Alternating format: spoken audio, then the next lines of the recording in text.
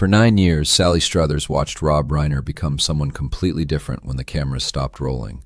What if I told you she's finally revealing what happened between takes on All in the Family? What if I told you the Rob Reiner America fell in love with as Meathead wasn't the person his castmates saw in the dressing rooms? And what if I told you Sally's been carrying secrets about the Reiner family for 5 decades, and she's only speaking now because staying silent feels like betraying the truth? Some say All in the Family was groundbreaking television. Others say it changed American culture forever. But what if the truth is that behind those iconic episodes, a young Rob Reiner was quietly struggling with demons nobody wanted to acknowledge? Her name is Sally Struthers, 77 years old, 2 Emmy Awards. And the interview she just gave wasn't about nostalgia or promotion. It was about finally telling the truth about the man she worked with every day for nearly a decade, before the world knew what he'd become.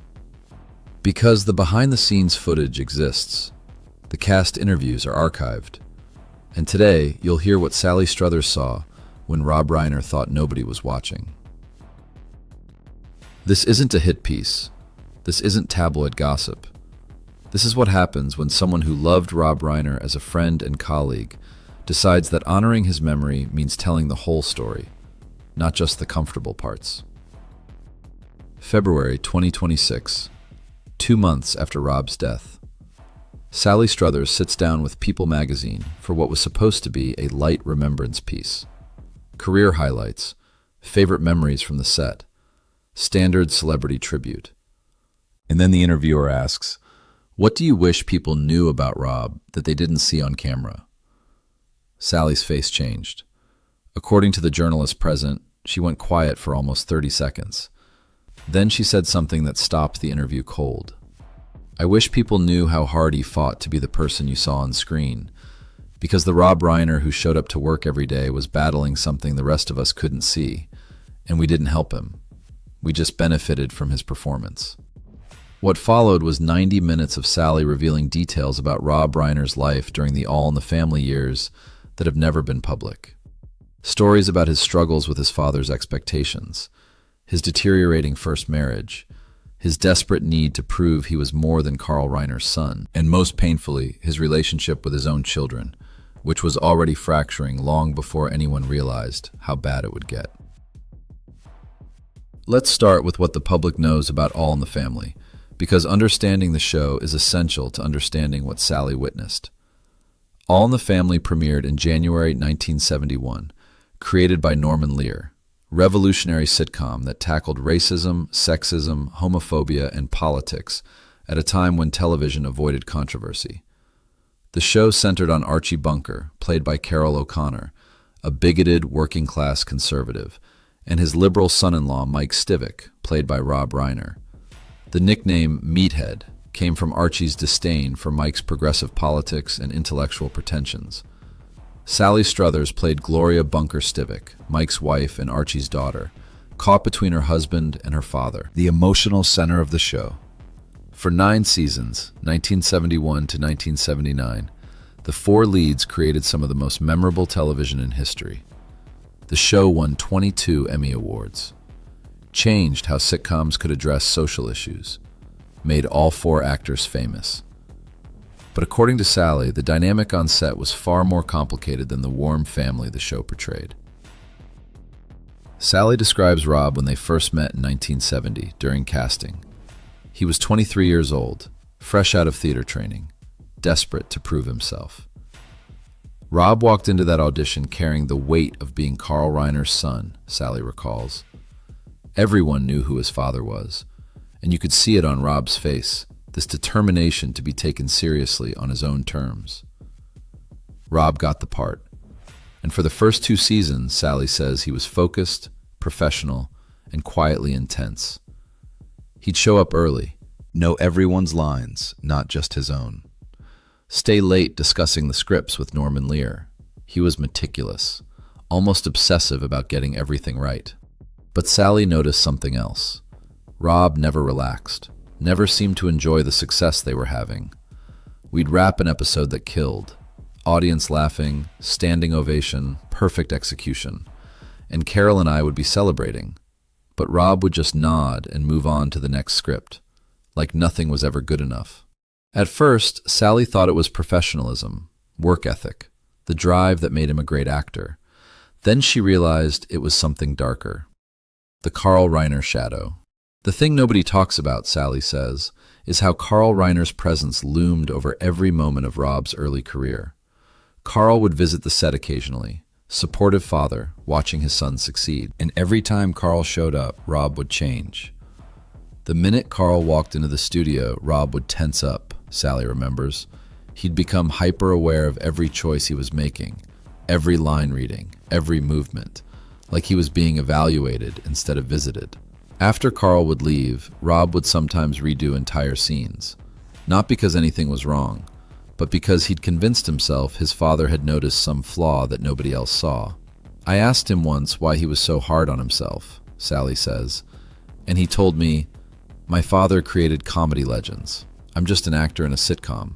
How do I measure up to that?"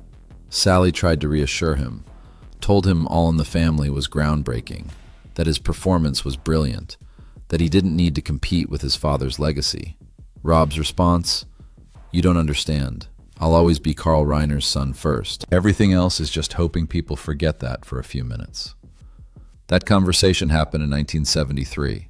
Rob was 26 years old, already an Emmy nominee, already part of television history, and already convinced he was a failure.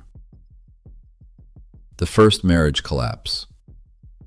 What Sally didn't know during the early seasons, what none of the cast knew, was that Rob's marriage to Penny Marshall was falling apart in real time. Rob and Penny married in 1971, the same year All in the Family premiered. Penny was an actress and director, funny, talented, ambitious. On paper, they were perfect together. Behind closed doors, according to Sally, it was chaos. Rob never talked about his marriage directly, Sally says, but you could see it. He'd come to work exhausted, distracted. Sometimes he'd have marks on his arms, like he'd been grabbing himself in frustration. Sally learned later that Rob and Penny fought constantly, not about infidelity or money, about ambition, about whose career came first, about whether Rob was living up to his potential or wasting it on television. Penny wanted Rob to direct, to create, to be more than just an actor, Sally recalls. And Rob felt like being just an actor on the #1 show in America should be enough. But it never was, not for Penny, and I think not for him either. By 1974, the marriage was over in everything but paperwork. They divorced officially in 1979, but Sally says Rob was emotionally divorced years earlier. He'd sit in his dressing room between scenes just staring at the wall, and I'd ask if he was okay. He'd say yes, but his eyes were somewhere else, somewhere painful. The Nick foreshadowing. Here's where Sally's testimony gets truly haunting, because she's now revealing that signs of trouble with Rob's children were visible even in the 1970s. Rob had 3 children during the All in the Family years, and while Sally never met them as kids, she heard Rob talk about them, or more accurately, avoid talking about them. "We'd all share stories about our families between takes," Sally says. "Carol would talk about his sons, I'd talk about my daughter, but Rob would deflect, make jokes, change the subject. When pressed, Rob would say vague things. They're good, they're fine, they're kids. Nothing specific, nothing personal, nothing that indicated actual engagement with their lives. Sally thought it was just Rob being private, separating work from family. Now I realize he was already struggling to connect with them, already feeling like he was failing as a father the same way he felt like he was failing to live up to his own father's legacy." One story Sally shares is particularly chilling in retrospect. In 1977, during season 7, Rob came to work visibly upset, wouldn't say why, just went through the motions during rehearsal. Afterward, Sally pulled him aside, asked what was wrong. Rob said his oldest son had asked him a question that morning. "Dad, do you even like being a dad?" Rob told Sally he didn't know how to answer, because he wasn't sure. "He said to me, 'Sally, I love my kids, but I don't know if I'm built to be a father. I don't know if I have what they need,'" Sally recalls. And I told him, every parent feels that way sometimes. But looking back, I don't think it was normal parent anxiety. I think he was telling me the truth, and I didn't hear it. The perfectionism that destroyed Sally also talks about Rob's perfectionism, the same quality that made him brilliant on camera, but destroyed him off camera. Rob couldn't tolerate mistakes. Not from himself, not from anyone, Sally says. If a scene didn't land perfectly, he'd obsess over it for days, rewrite his own lines, change his blocking, convince himself he'd ruined the episode. Carol O'Connor would try to lighten the mood, remind Rob that television was a collaborative medium, that good enough was sometimes enough. Rob couldn't accept that. He'd say things like, "If I'm not excellent, what's the point? Anyone can be mediocre," Sally remembers. And Carol would tell him, "Kid, you're already excellent. You just can't see it." But Rob never could see it. Every success felt temporary. Every failure felt permanent. And Sally believes that perfectionism, that inability to accept himself as good enough, is what eventually poisoned his relationship with his children. When you can't forgive yourself for being human, how do you forgive your kids for being human? Sally says. I think Rob held his children to the same impossible standards he held himself to. And when they couldn't meet those standards, he didn't know what to do except withdraw. The person he became when cameras stopped. Sally's most revealing comments are about the difference between Rob on camera and Rob off camera. On camera, Rob was meathead, liberal, passionate, fighting for justice, defending his beliefs against Archie's bigotry with humor and heart. Off camera, Rob was withdrawn, quiet, almost invisible. The second Norman Lear called cut, Rob would retreat, Sally says. Wouldn't socialize, wouldn't joke around, just went back to his dressing room and read scripts or stared into space. The cast tried to include him, dinners after tapings, birthday celebrations, holiday parties. Rob rarely came. And when he did, he'd leave early. He'd make an appearance because he knew it was expected, but you could tell he wanted to be anywhere else, Sally recalls. Not because he didn't like us, but because being on all the time exhausted him. And when cameras weren't rolling, he didn't have the energy to pretend he was okay. Carol O'Connor once told Sally he was worried about Rob, that the kid was burning himself out trying to be perfect. Carol said, "That boy is going to break if he doesn't learn to bend." And I thought he meant Rob's career. Now I realize he meant Rob's soul. The directing obsession. One thing Sally emphasizes is Rob's obsession with directing. Even while starring in All in the Family, Rob was already planning his exit. He'd talk about directing constantly, Sally says, not in an excited way, in a desperate way, like directing was the only thing that would prove he was worth something. Rob started directing episodes of All in the Family in later seasons, and Sally says those weeks were the only times Rob seemed genuinely engaged. When Rob was directing, he came alive, had opinions, made decisions, seemed like he knew what he wanted. But the second he went back to just acting, he'd deflate again. Sally believes Rob saw directing as escape, a way to stop being Carl Reiner's son and become Rob Reiner, filmmaker. But even that wasn't enough, Sally says, because no matter how successful he became as a director, he was still carrying all the same pain. He just had more ways to hide it. The final season tension. By 1979, All in the Family's final season with the original cast, Sally says Rob was barely present emotionally. He showed up, did his job, but it was like the light behind his eyes had dimmed. He wasn't fighting anymore, he was just enduring. Rob left the show after season 8 to focus on directing. The show continued without him for a few more seasons with a different focus. And Sally says Rob never looked back. We had a wrap party, big celebration, everyone crying and hugging, and Rob was just done. He said his goodbyes politely, left early, and I never saw that version of him again. When Rob became a successful director in the 1980s, this is Spinal Tap, The Princess Bride, When Harry Met Sally, Sally would see him at industry events. He'd always be gracious, give me a hug, ask how I was doing. But it was surface. There was no depth anymore. Like he'd closed off that part of himself that we knew on All in the Family. Sally tried to stay in touch, but Rob made it clear he was moving forward, not looking back. I understood. He'd spent 9 years playing a character he didn't relate to. Why would he want to revisit that? The Nick realization. The most painful part of Sally's interview is when she connects the dots between the Rob she knew in the 1970s and the tragedy that happened in December 2025. When I heard what Nick did, my first thought was, Rob knew this was coming, Sally says. Not the specific violence, but the collapse. He'd been watching his son spiral for years, and he couldn't stop it because he didn't know how.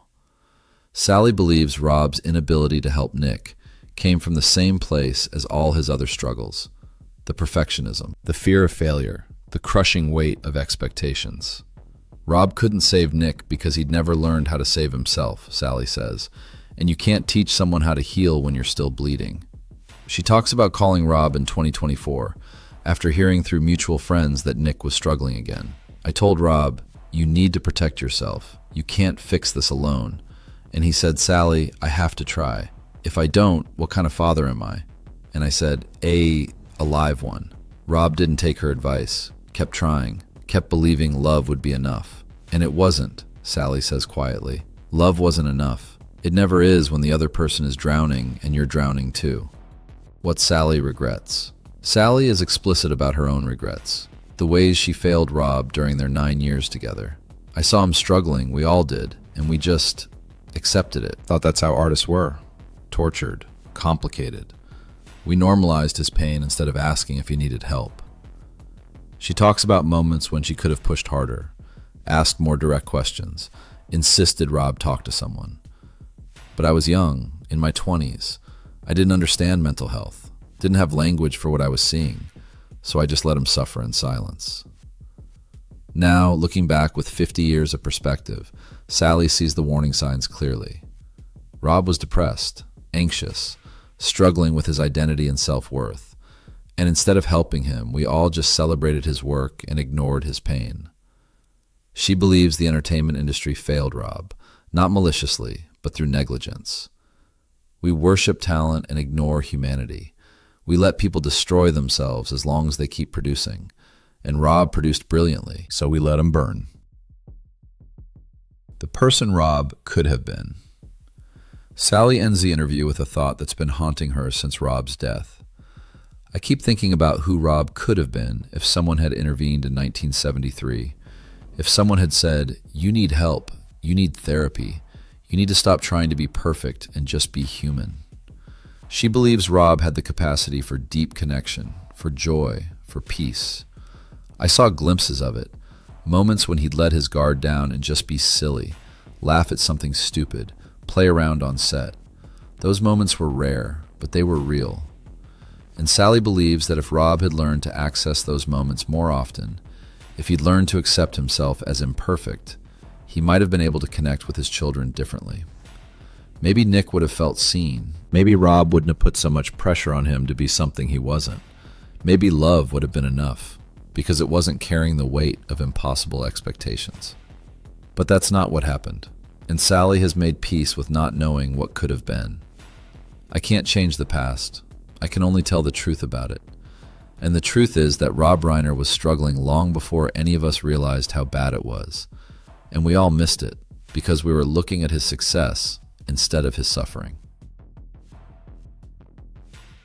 The final conversation. Sally reveals she spoke to Rob one last time, 3 months before his death, September 2025. They ran into each other at a charity event, hadn't seen each other in years, hugged, made small talk. Then Rob said something that now feels like goodbye. He said, "Sally, do you ever think about All in the Family? About who we were back then?" And I said, "Yes, all the time." And he said, "I wish I could go back and tell that kid it was going to be okay, that he didn't need to be so afraid." Sally asked what he'd been afraid of. Rob's answer, everything. Being a fraud, being forgotten, being exactly like my father and nothing like him at the same time. Just everything. Sally told him he'd built an incredible life, incredible career, that he had nothing to be afraid of anymore. Rob smiled, said, "You're right, I should remember that." Then he left, and Sally never saw him again. I think he knew, Sally says now. Not consciously, but somewhere deep down, he knew his time was running out, and he was trying to make peace with the life he'd lived. For 9 years, Sally Struthers watched Rob Reiner become someone completely different when the cameras stopped rolling. On camera, he was meathead, confident, principled, fighting for what he believed in.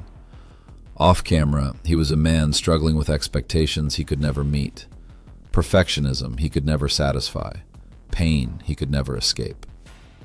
And Sally's revelation, her decision to finally tell the truth about what she saw, is her way of honoring Rob's memory, not by pretending he was perfect, but by admitting he was human, and that his humanity was more complex and painful than the characters he played.